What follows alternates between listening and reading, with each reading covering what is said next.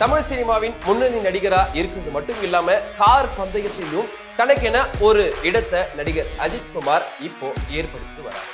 வருஷத்துக்கு 6 மாதங்கள் சினிமா, அடுத்த 6 மாசம் கார் ரேஸ் அப்படின்னு கோடு போட்டு வாழ்ந்துட்டு வராரு நடிகர் அஜித் குமார்.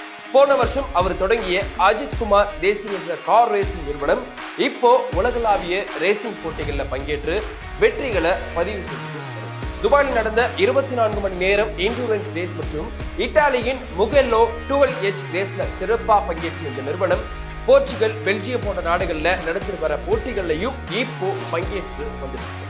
இப்படி இருக்கிற நிலையில தமிழ்நாட்டை சேர்ந்த இந்தியாவின் முதல் ஃபார்முலா 1 கார் பந்தய வீரரான நரேன் கார்த்திகேயன் அஜித் குமார் ரேசிங் நிறுவனத்துல இணைந்திருக்காரு. இந்தியாவின் முதல் ஃபார்முலா 1 ஓட்டுநரான நரேன் கார்த்திகேயன் 1990 இருந்து கார் பந்தயத்துல ஜொலிச்சுட்டு வராங்க. நரேன் உலக அளவுல Formula Asia, Super Prix race Korea, British Formula 4 மற்றும் Super GT, DTM, Dream Race போன்ற பல கார் பந்தயங்கள்ல முதலிடம் பெற்று இந்தியாவின் கார் பந்தய நட்சத்திரமா திகழ்ந்து வர நரேன் கார்த்திகேயன் தான் இப்போ அஜித் குமார் ரேசிங் நிறுவனத்துல இணைஞ்சிருக்காரு.